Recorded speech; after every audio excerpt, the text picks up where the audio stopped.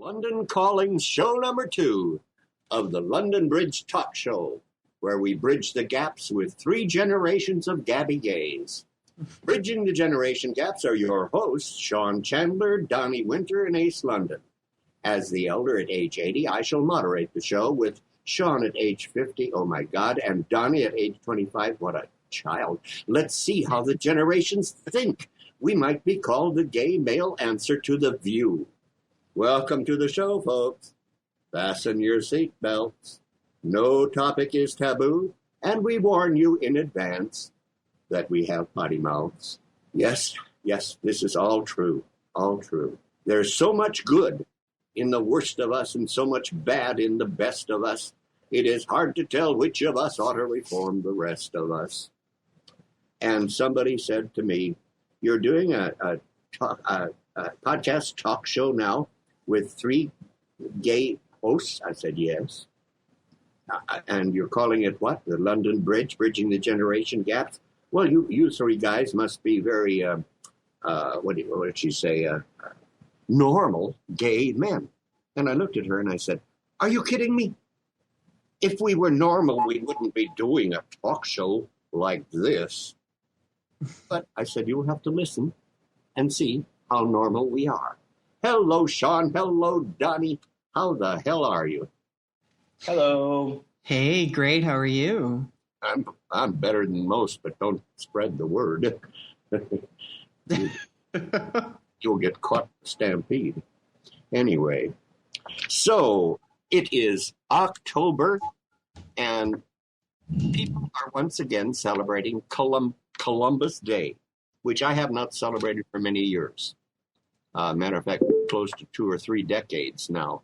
I decided some time ago, I said, why in the hell are we celebrating Columbus' discovery of America when there were just absolutely millions of Native Americans living here before Mr. Columbus arrived? And we were giving him credit. This is ridiculous. So I just said, okay, no more Columbus Day celebration. How do you guys feel about it?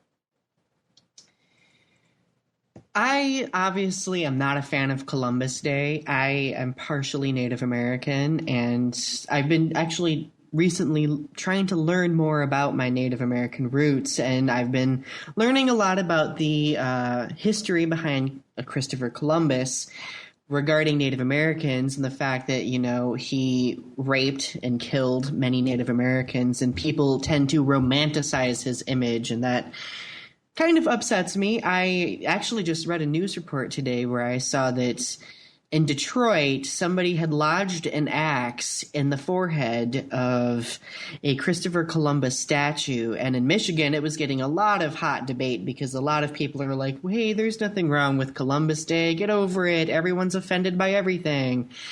And you know me, being the loudmouth that I am, of course I have to comment when I see people saying that. Yeah. And I was like, gee, if you were Native American, I'm fairly sure you probably wouldn't be saying this right now. So obviously I'm not a fan of Columbus Day at all. How about you, Big Sean? Neither am I. No? I don't have any reason why I would want to celebrate it. I do think it was horrible, a lot of the atrocities that were committed towards Native Americans. And there is, you know, just a big,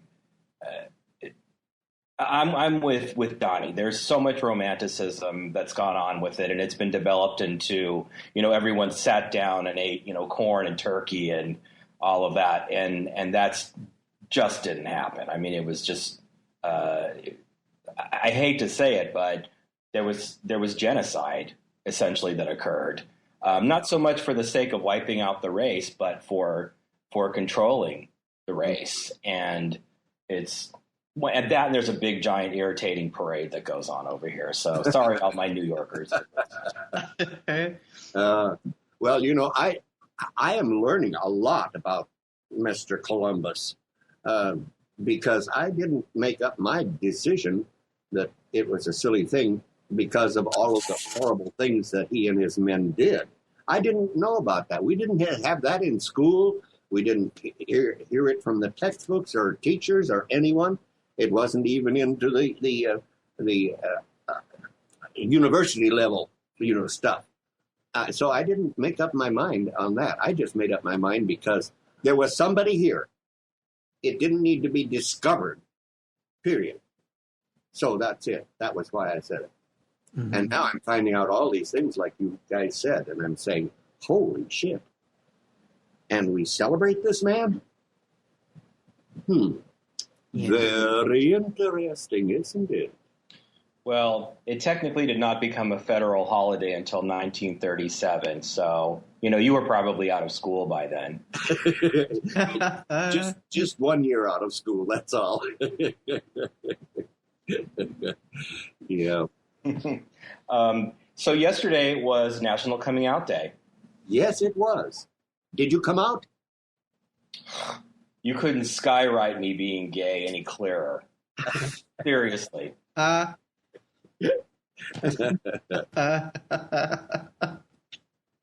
a good one. Okay. So I had a person yesterday make an interesting comment about coming out day, and it was from a person that I least expected, and I would consider this person an ally. And they told me, isn't coming out day a little overhyped now that, gay people are accepted more so than they used to be? And basically this person was arguing the fact that, we need to not celebrate coming out day anymore because the fact that there's marriage equality and stuff like that. And I wanted to know your guys' thoughts on that. Do you think that coming out day is overhyped now? You take it, Sean. I'll take it later. I don't. Only because I know people who are still closeted. And maybe that's just a generational thing. But I know somebody who really, really is struggling because they're still in the closet, and it's very, very difficult for this person to be truly who they want to be. And it illuminates the act. And I think that if we take that light away from the act of coming out, then I don't know. I don't think it's going to make it more commonplace. I think it's going to, I think it's cowarding, if you know what I mean. I think it's pulling away. I think it doesn't do anything good to stop the day.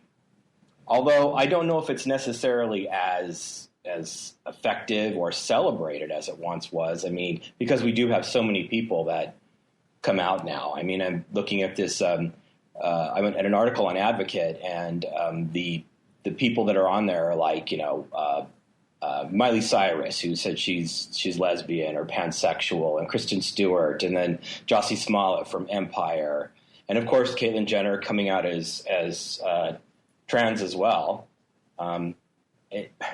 I actually had kind of a question for Donny. That's a follow-up question that I don't want to forget to ask, because I have to ask Donny something. Sorry, Donny. I need to calm down. No, it's okay. It's okay. You want me to ask? Yes. Yeah, go right ahead. All right. So one of the people that came out this year was a guy named Niall DeMarco, and he is a model on America's Next Top Model. He's one of the contestants this past season. I think. I don't really watch that show. My niece would be able to tell me. Nevertheless, I digress. He came out and said that he is, quote unquote, sexually fluid. And I don't know what that means. What does sexually fluid mean? John, you're here with the say. I've heard it, but I've heard it from mostly bisexual and pansexual people. But I think sexually fluid, keep in mind this is just my interpretation from what I've heard, there are people who don't like to label themselves as any one of the primary sexual orientations that we think of, okay? People who do not like to be labeled under homosexual or heterosexual. And for me, I think they are trying to remove themselves from any stigmas associated with The LGBTQ community, but I'm not entirely sure. It's a pretty new term. I've only heard it a few times myself.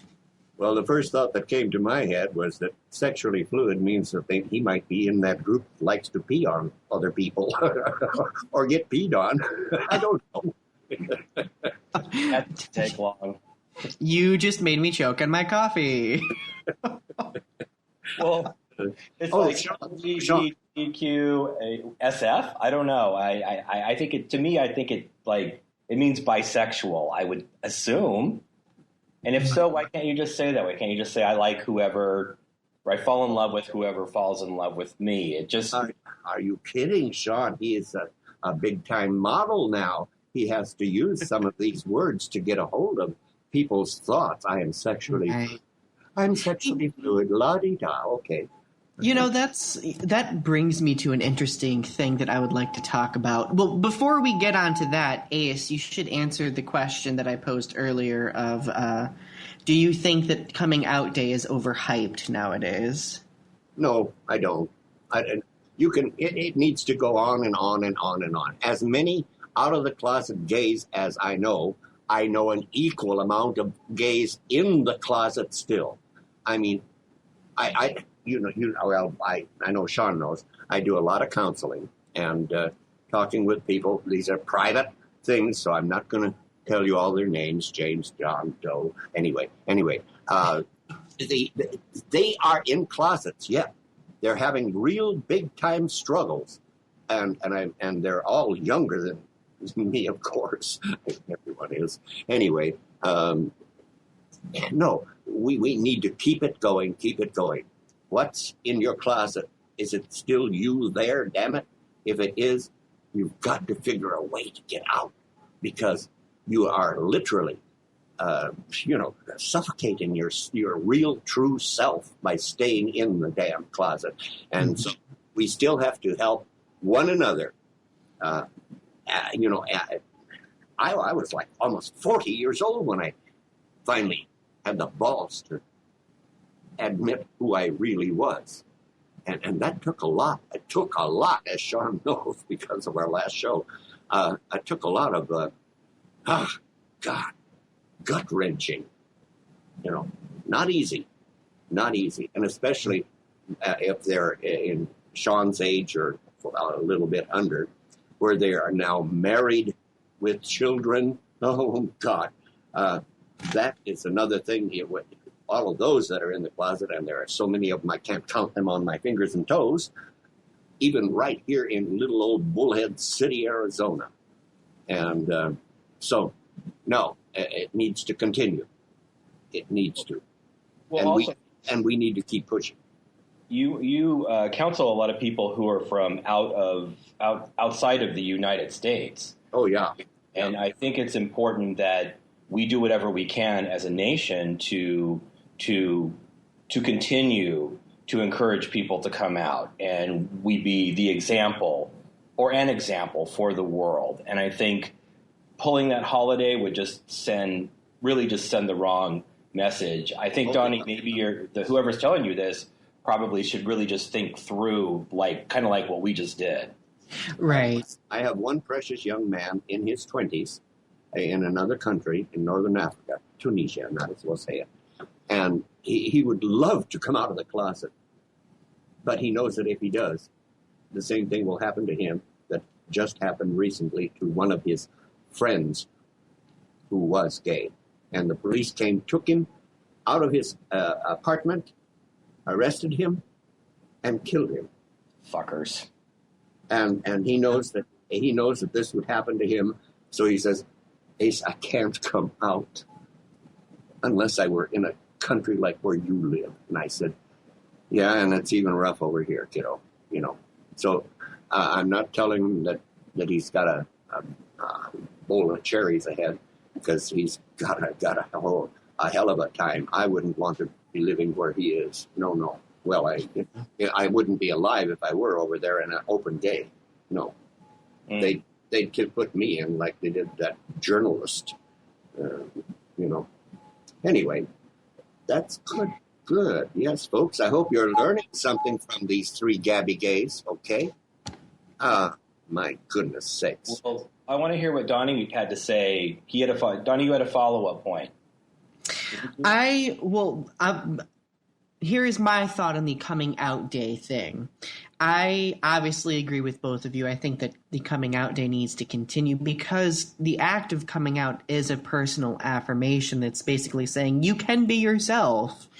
And if we stopped encouraging that, I feel like people would be less comfortable coming out. Now, here is the flip side, though. This is the one aspect of coming out that has upset me within recent years, and that is the celebritizing, if that is even a word. If it isn't, it is one now, of people who do come out. And mostly I'm referring to YouTubers who come out on YouTube after years of YouTubing just to get hype and to get attention and to get, more subscribers and more views. When Caitlyn Jenner came out, I know two YouTubers who were basically already out, but decided to make a video being like, oh, I've never been out to anyone before, just to build on that, publicity of the coming out story. And that, to me, is almost an insult to the coming out story because it's not about popularity. It's not a popularity contest. It's about you. It's about admitting to yourself who you are and embracing who you are. And I have been known to, make video reactions to a few YouTubers who do this. And, it's not that I'm not proud of them for embracing themselves, but when you do it as a means to garner publicity, I feel like that defeats the point. But that's just my thoughts. I agree with you on that, Donny, but there are a few people, personalities, that we basically thrive on publicity and will seek it. It's like a moth being drawn to the fire. So I can't condemn those people. There's so much good in the best of us, of the worst of us, and so much bad in the best of us. It's hard to tell which of us ought to reform the rest of us. Of course, you and Sean and I all came out so we could become terribly popular. I'm sure of that. But, those that do. Have you heard recently, which I think is a wonderful thing, the number of major sports figures in all kinds of sports that have come out last year? That somebody took the time to count them, and there were 72 major sports figures from every venue of sport. And I thought, my God, that's great, because the people cherish their sports figures so much, and it's time that the ones that came out and said, hey, I can still be the best rugby player on the planet and be a queer. It's okay, and I'm glad when they're doing it. Same with the boxing realm, to have some of these major boxers, like some of the ones that are, and I'm talking with two now who are, one, he's a major boxer, and the other is a baller, a footballer, and they know they love each other, but they're still both in the closet, and they have to sneak around because they're so damn popular. But we'll see where it takes them. Just keep counseling and seeing, bring them out, show them where the door is. That's the closet door. All you have to do is turn the handle and peek out. Well, probably the most high-profile athlete that's come out that's got the most coverage, and in my opinion, is Michael Sam. Yeah. And he put out a quote, I think it was last week. I pulled it up for last week's show, but we didn't get to it, where he says that he feels that coming out in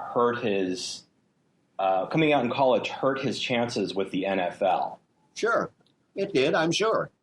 Well, big fucking deal.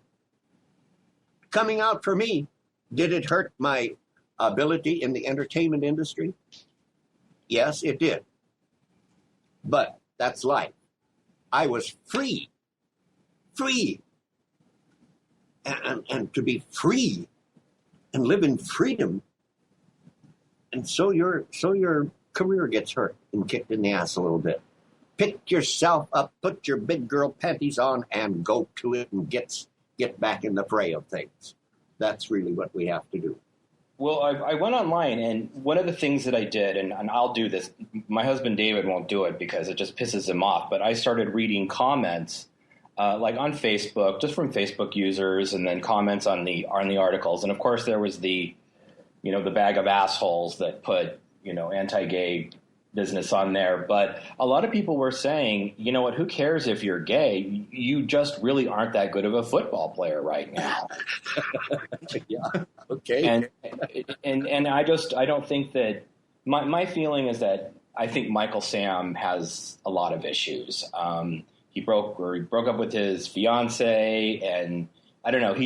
Perhaps it's just the point of view that he's at with his age. Yeah, he's going through a lot of hell, just like you did and I did and Donny did when we were coming out of the closet. We go through hell.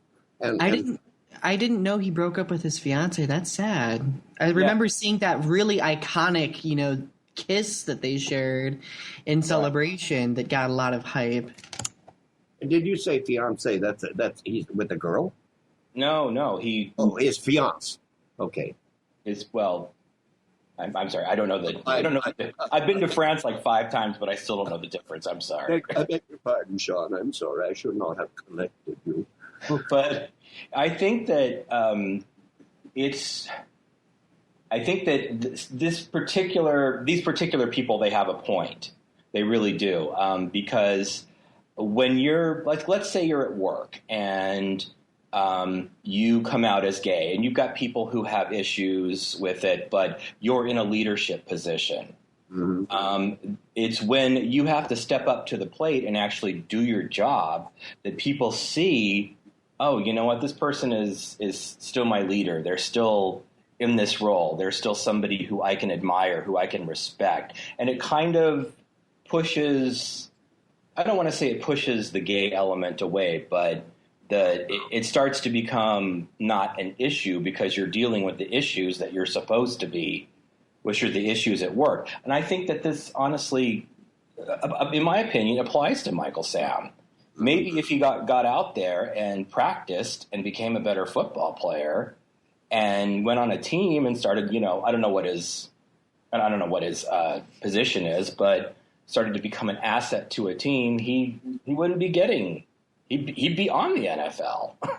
Okay, Sean, never turn the reins of your life into someone else's hands. You must control the reins of your life. Michael Sam or you or Donny or me or all of us, we control our lives. And we dare not let someone else take our reins from us and say, oh, you're a shit-ass drunk or you're a stupid queer or whatever. And we can say, oh, yeah? Where did you find that out, buddy? You've got to be willing to challenge these stupid people that would detract you from making your own life what you want it to be. Well, and you challenge that by not necessarily. I mean, you do a little bit of fighting if you are of that mentality, and the best way to challenge it is to be excellent at what you do. Absolutely, and get your respect from there. And then it's like, this doesn't really matter. Should we be in a position like that, equality-wise? No, we shouldn't. But it's there, and I think success can really ebb a lot of this, in my opinion. Mm-hmm. That's just me. Very well spoken, my dear. No, thank you. You guys want to take a little break, and I'll do some commercials? Yes, Sure. It's time for a cocktail, my dear. Okay. Let's give a big thank you to our sponsors. First off, we'd like to thank an awesome company run by our brilliant engineer, Miraculous Mike Means, and his lovely wife, my girl Juanita, for a great stage, theatrical design, jewelry design, and audio and video editing. They do a great job on that. Please visit their website at www.eclectic-resources.net. Next, and equally fabulous, let's thank our friends at Diversity Rules Magazine, a wonderful LGBT-focused online magazine that can be found at www.diversityrulesmagazine.com. Also now available as an app on your smartphone, Diversity Rules Magazine, celebrating the diversity of our humanity. And we are thrilled to now be featured on Next Big Thing Radio, a terrific podcasting website featuring funny and informative shows like ours and from our fellow podcasters. Please visit their website at //nextbigthingradio.net. That's nextbigthingradio.net. They too, as I found out today, have an app for your smartphone. It's very, very easy to find. You just go onto your wherever you buy your apps from, and whether that's iTunes or what have you if you have a Droid phone. Next Big Thing Radio, podcasting for a new age. If you'd like to learn more about the legendary Ace Lundon, I said legendary, he loves when I call him that, you can visit his blog, Scattered Thoughts from a Scrambled Brain, where he waxes funny and philosophic on a wide range of topics. You could find that at acelundon.wordpress.com. And if you enjoy watching YouTube videos, check out Donny Winters. That's not Danny Winter, that's Donny Winter. Like I said. Sorry. Check out Donny Winter's YouTube channel at youtube.com/Donny Winter, DONNYWINTER, like the season, where he discusses a variety of subjects ranging from his own personal experience of being a bullying survivor to becoming a major voice in LGBT activism. Through his videos, Donny strives to help others overcome the silence we're shamed into when facing traumatic experiences, as well as shed light on current issues within the LGBT community. To learn more about me, Sean Chandler, yours truly, you can visit my writer's website at www.seanwchandler.com. My name is spelled S-E-A-N, by the way. Or you can follow me on Twitter at SeanAtTheFlash. And, of course, visit our Lundon Calling, Lundon Bridge website for posted shows and updates at www.lundon-calling.com. And don't forget to like us on Facebook on our Lundon Bridge Facebook page. Yes, yes. Very good, Sean. Thank you. Oh, you're welcome. Donny. Yes. Celibatizing. That's a good word. Celibatizing. I think that, yeah. Yes. Celebritizing. Celibatizing, he said. I wrote it down when he said it, Sean, and it's a good word.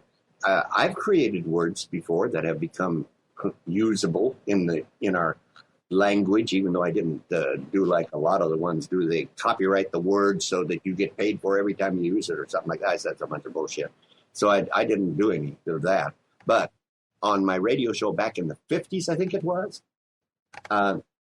there were two words that were used a lot, and it was fabulous and fantastic, and I came up with fantabulous, and I used it on the show. And now, as the years have passed, I've heard other people using the word. It's fantabulous. So celibatizing could become a word that people would use in the future. But, Donny, didn't you say celebritizing? Yes, I was waiting for Ace to finish before I corrected it. Oh, well, I'm Celebritizing Ace, not celibatizing as in remaining celibate. Okay. I'm old. My ears didn't hear you right. It happens to the best of us. Okay. Well, it's a good word, celebritizing. Yes. I had to throw it in there because he corrected me about 2 minutes ago. So, back at you. So I want to solicit Donny's opinion on something else. Donny, you're just a treasure trove of brains today for me. Doing hair flips over here. You just can't see. Oh, Sean. He's so young. I have no idea what he's talking about even. God. Okay. Go ahead. Ask him. He is trying to be Lucy Liu in Charlie's Angels. That's what he's trying to do. Hair. Flip your hair. Okay. Anyways, you still don't know what the hell I'm talking about, right? Right, Ace? Yes, no? yes. Never mind. Okay, I'll just allow me to move on to my question and my topic here. Okay. I don't know if you guys heard about this, but a mother in South Carolina got PO'd at her kid because the kid was making homophobic remarks to some kids in school. And so this is from Toll Road, by the way.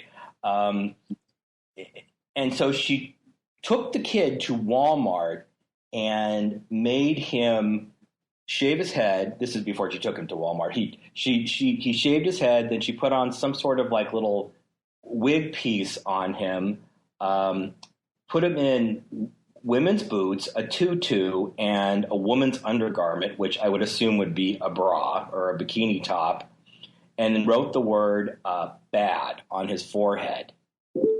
Now, mind you, this is for punishment for him making homophobic slurs in school. And I guess she says that corporal punishment didn't work. So she was trying this. And, you know, Donny, you are our resident bullying expert. So what do you make of that?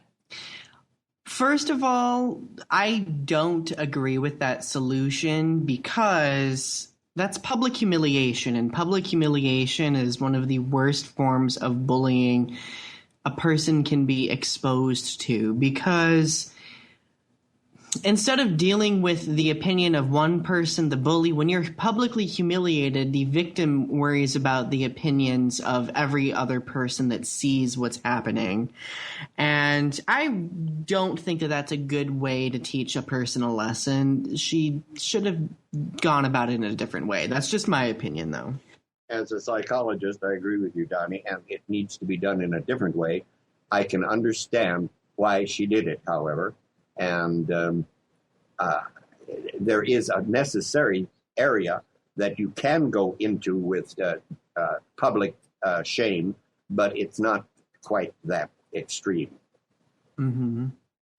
Well, I'm sorry, go ahead, Donny. No, go ahead, Sean. Oh, well, I was just going to say that the son's age wasn't specified in the police report, so I don't know how old this kid was, but the mother is under investigation by social services.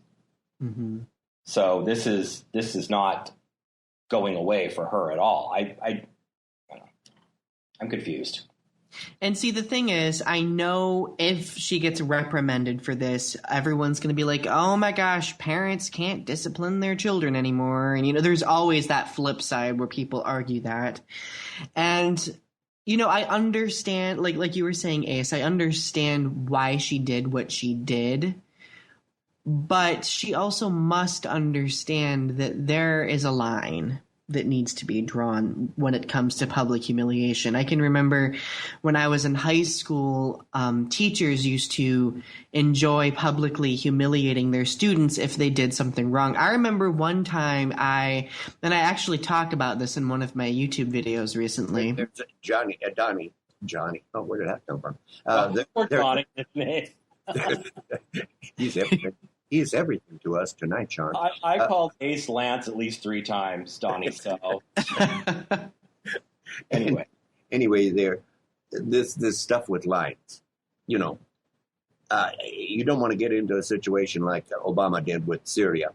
Drew the line, they stepped over it, he didn't do anything about it. If you draw a line, you definitely have to have someone there to say, okay, you're over the line, and then you do. But I hate lines. I don't like lines.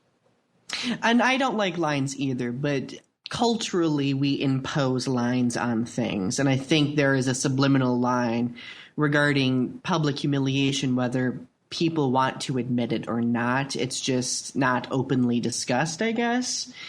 But back to the story about the bullying situation, like, teachers used to publicly humiliate a lot, and I had a teacher who would make students do push-ups or squats in front of the class as punishment for getting a B on a test or something. And that happened to me once. And that stayed with me for, well, it's been like almost 10 years now. And the thing is, it may solve the immediate problem of getting the child to stop doing something, but down the road, that child is going to internalize that, and it's going to cause additional problems socially for them in the future. You know what my generation did with regard to that? We were put in the corner up by the blackboard, usually, the corner with a dunce cap on our head, and we had to face the corner. That's that. That was the humiliation or whatever. It was the dunce cap in the corner. She didn't make us do push-ups or anything like that. No. Just, okay, enough dunce cap time. There has to be other solutions that this mother could have come up with. Yeah. Perhaps she could have had the boy, I don't know, go to one of the gay and lesbian centers and sit and meet with some gay and lesbian kids who could talk about how they actually feel when they're being bullied. That's a lot more effective than humiliating this kid. I'm sorry. She could have cut his tongue out, and he'd never be able to be a bully again. Oh, gosh. Well, you guys. I don't know about you, Sean. 58. I'm trying 30 years ago. Well, okay. But Donny, all of this bullying stuff that's going on, my generation, basically, from what I have been able to gather, thinks it's all a bunch of bullshit. Bully, bully, bully. We had such, I'm sure we were bullied. Yeah, hell, I was for sure. But what do we do about it? We never did what's going on today with all of this bullying and stuff. We just put on our big girl panties and went forward. So that's, my generation looks at you guys as saying, oh God, they're a bunch of wimps. They can't even take a little teasing, And you do bring up an interesting point, actually. And the thing is, what differs between our generations is back then, gender-based stereotypes were definitely prevalent. Men were basically told you cannot express yourselves in a way that deems you feminine in any way. You can't lower yourself. You can't go out of your way to be upset openly or do anything like that openly. And I think that mentality sticks with a lot of people. And I think that's why bullying was less of an issue back then, because people back then were shamed by the greater society to not express their feelings about such things. And now we're at a point in today's culture where people are, especially men, are being more and more open to expressing themselves. I mean, there's still a lot of issues, and this is something that I'd talk about a lot also, because the feminist movement often shames men, and I don't think it's right. And I try to, convey the point that, men have feelings too. But we've gotten to a point nowadays where people are more open with expressing what bothers them and what doesn't bother them, as opposed to back then when people weren't open to doing that. Well, at your age and at Sean's age, I don't think you can be as blunt and tactless as I am at 80.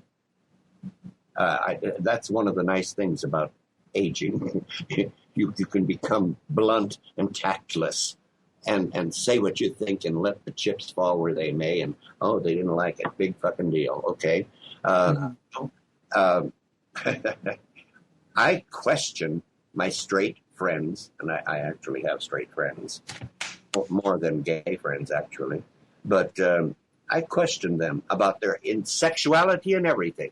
Now, they know that I'm an old queer, and I don't mess with the old queer because he'll fight back. And they know this as straights, whether they are allies or not, or they don't know anything about it or whatever. I question their own sexual problems.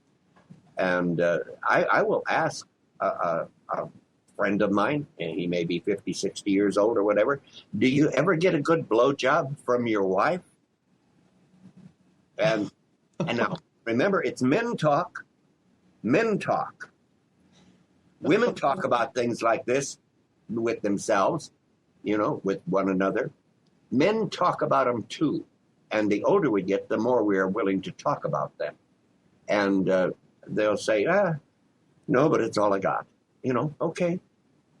That's what you got to live with then. But we talk about things that are real. And if the person can get to be real, they're going to have a much better life ahead for themselves. And they can go home and tell their wife, because usually what I do after, if they say not great, then I say, okay, go home and teach her. Teach her. You're not gay. You're straight, but you do like blowjobs, as most men do. So go home and teach her. And I've had someone say, oh, she don't want to be taught. I said, well, then you got the wrong woman,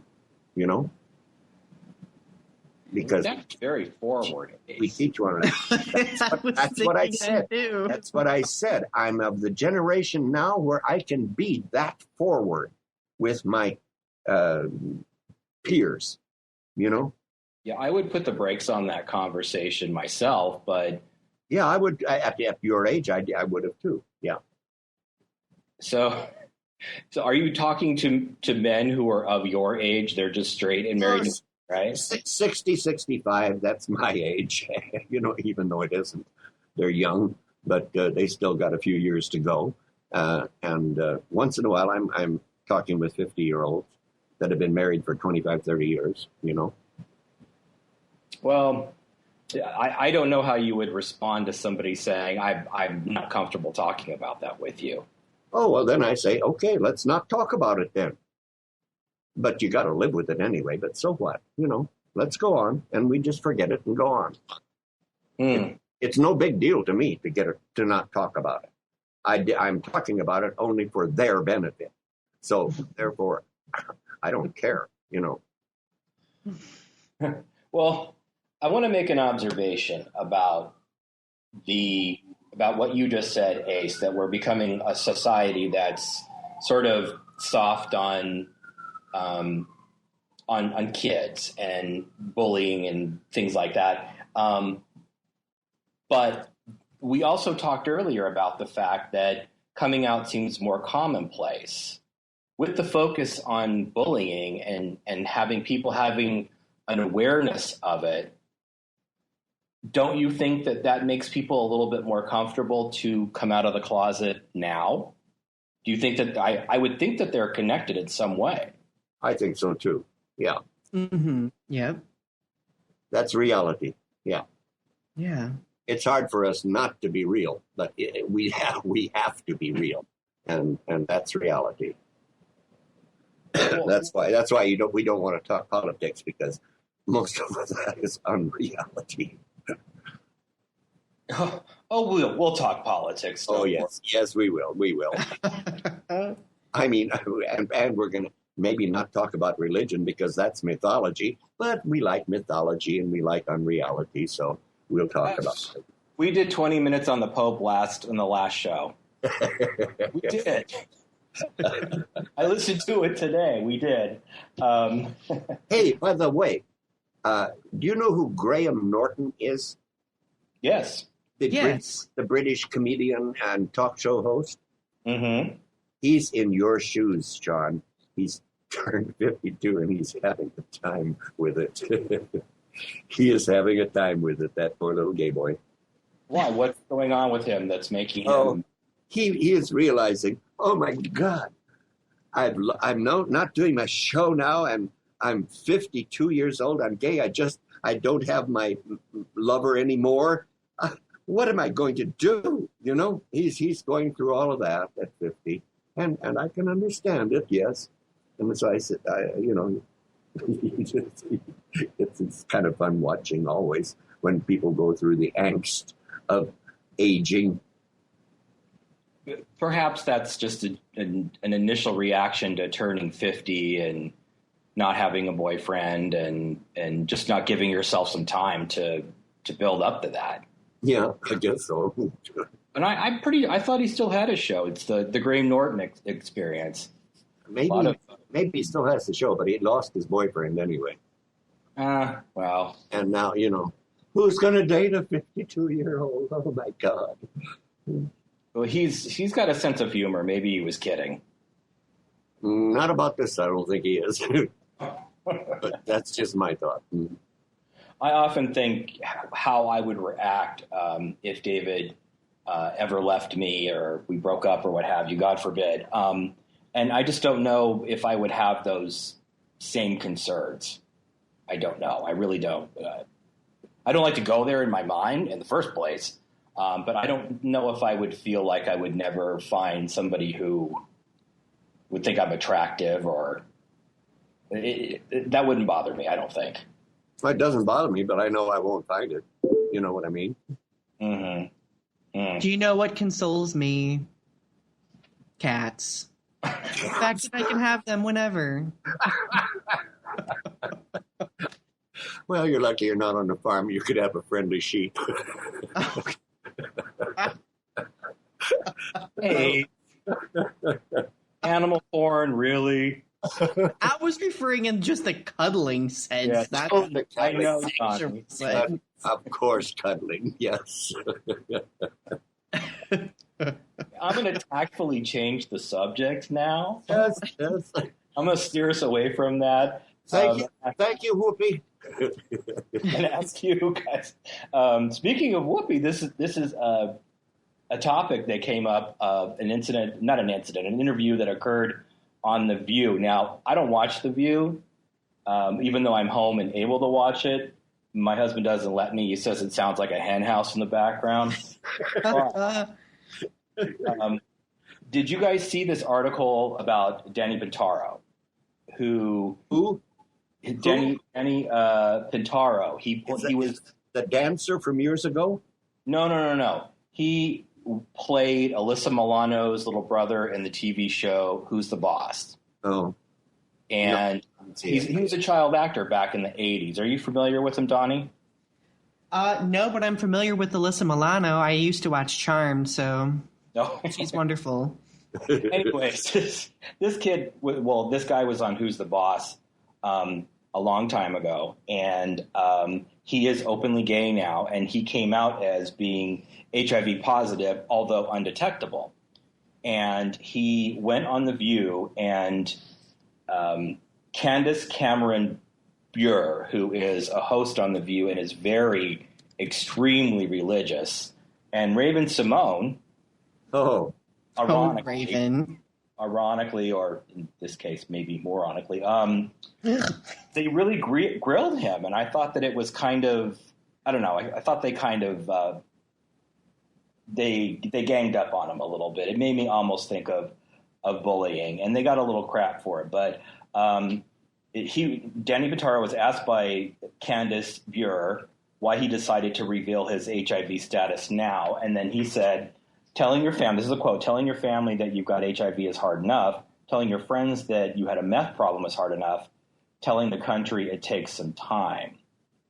And apparently he wanted to he got into meth because he wanted to sort of explore his sexual side. He wanted to explore the quote unquote rougher sides of sexuality. And he did this by becoming addicted to meth. Mm-hmm. And then she kind of came down hard on him. She said, I want to know, do you take responsibility for your actions, for being promiscuous, going into a lifestyle of having heightened sex because of the meth that you were using?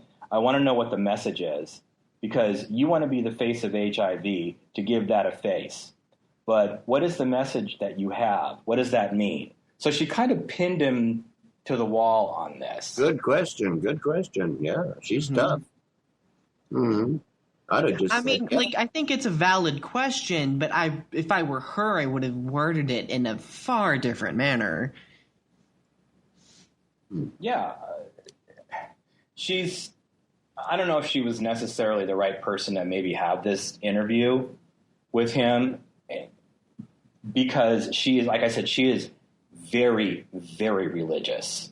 Well, that's okay. You don't have to be someone who's on your side to do an interview with. I mean, listen, you pinned me to the mat many times on the old closet light exit shows.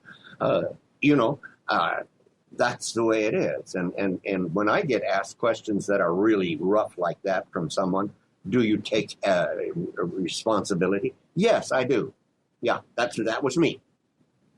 And you shouldn't be afraid to say that. Yeah, okay, I was a stupid meth head or whatever, See, if I were asked a question like that, I would retort in a kind of sarcastic way, and I'd be like, are you taking responsibility for your incredibly, asshat question? Like, oh, you're taking the political angle, okay. but, the thing is, regarding The View, I watch it sometimes. I honestly only watch it for Whoopi Goldberg because I love her. And if she isn't doing the interviews or if she isn't, the one directing things, I usually try to avoid watching it altogether because without her, things like that tend to happen. She seems like, to me, and I'm sure other people would disagree, she seems to be like the voice of reason on the show. But as I said, people would not always agree. Donny. During the time that Sean and I did the show, and the time that the latter part of when Lance and I were doing the show, someone said, I was the white man Whoopi Goldberg. And I said, oh my God, she's the same age as my daughter. Well, and then there's Raven Simone, and Raven Simone actually asked Danny Pintaro's husband in the audience during the show if they have unprotected sex. Wow. She didn't ask Pintaro this. She asked his husband, because he's married, if they had unprotected sex. Wouldn't you just shoot back with none of your fucking business? This is the lady who, well, you wouldn't because you have these conversations with people, but this is the woman who is about as vague as possible about her own sexuality. Yeah, for sure. Yes, I remember that. Yet she's got, the cojones to ask this man, who's not even being interviewed, he's just there for support, about their sex life. That's okay. Should have made the show rather interesting, probably.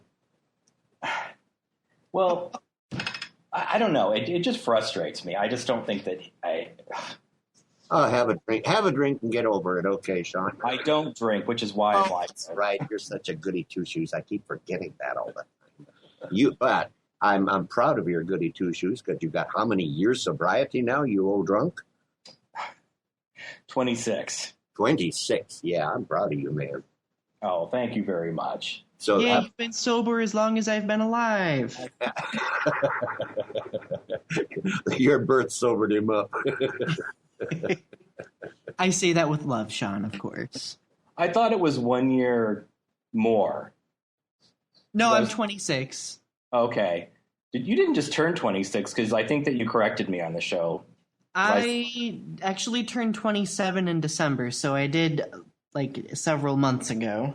Oh, okay. All right. Well, this was the show from 2 weeks ago, so you're still 20 to me, Donny. Okay. And how old am I to you? Oh, God only knows. More like 60. Am I going in the opposite direction? No, I when I met Donny, I think you were 19 or something like that, Donny. Yeah, I was just starting my undergraduate degree, so I think I was 18 or 19. Yeah, you were so young and so naive and so yes, so special. And it's really cool to teach too, Don. I thought he was so cute. Yeah. Mm-hmm. As if that's changed. Oh, that's right. You're aging. You probably got wrinkles now. God. Ace, the good thing I'm at the other side of the United States of America. You are just throwing out the age cracks Left, right, and center. And the older you get, the more cracks there are, believe me. They become chasms. I Good one. I looked at my smile lines now that I can still see them in the mirror the other day, and I said, "Oh my God, I should have never smiled as much as I've smiled in life.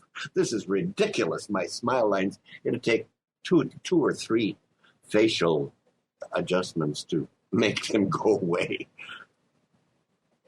I'm holding my tongue. Yeah, better. I don't deserve it, but I'm holding my tongue. Who knows where that tongue has been? Oh my God!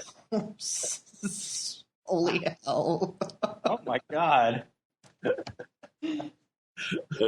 Oh, You took your funny pills today, didn't you? well, I don't know. I get the pills mixed up. You know that. Donny, Yes. I'm going to talk to you since, the old man over there seems to be just cracking himself up. Since we were talking about coming out, it was National Coming Out Day. Do you have any stories about any of your students coming out to you? I haven't had any students come out to me yet. I have students who do identify as being a part of the LGBTQ community. And I guess I see back when I first started college, it seemed more commonplace to come out, I guess, in that type of setting. But now at universities, it seems widely accepted. So I don't think that level of personalness is evident, I would say. Okay. It's interesting. Mm-hmm. I would assume that's how it's viewed in college. But remember, I've only been teaching for like a year, so I haven't had that much experience yet. Okay, well, there's always time, I'm sure, and it's a good thing that you're there and you identify as gay and you're an ear for them. And they can, even if it's just coming out to one person, it's still it just lifts the weight of all of that off your shoulders. Not all of it, but even if 50% of that horrible weight is lifted and you can provide that for them, it's just so nice that you're there. Well, it's nice to be here. I really enjoy it. You love teaching, don't you? I do, yes. I do too. I loved it. Mm-hmm. I was a naughty teacher, though, I guess. So. Oh. Why am I not surprised? Don't get yourself arrested on the air, Ace. We don't need that kind of thing, right? Have the gendarmes come in and haul me away. I'm sure you'll tell them exactly what's on your mind. You better believe it, honey. Well, yes. Folks, you're listening to three gay Gabby men, and we are having fun, and I hope you have fun, because if the shows are not fun, it's no fun listening to us. So we love you. We love you, and thank you for listening, and thank you for telling, and thank you for checking into those crazy sites that I don't even know where they are, but I find them every once in a while, and I say, oh my goodness, here's a whole bunch of new people that have checked into the show. That's good. Thank you. We're getting down to the end of time, aren't we? Without the return of Jesus or something. Anyway. Oh, just a minute left. Okay. Let me tell you this, guys. St. Augustine said, love God and do what you please. We're going to have to talk about this on the next show, probably. Because I say, therefore, if you do what St. Augustine says, you do not need any books of guidance, no Bible, no Quran, no nothing, to tell you what to do if you really do God. And I think we should look into that.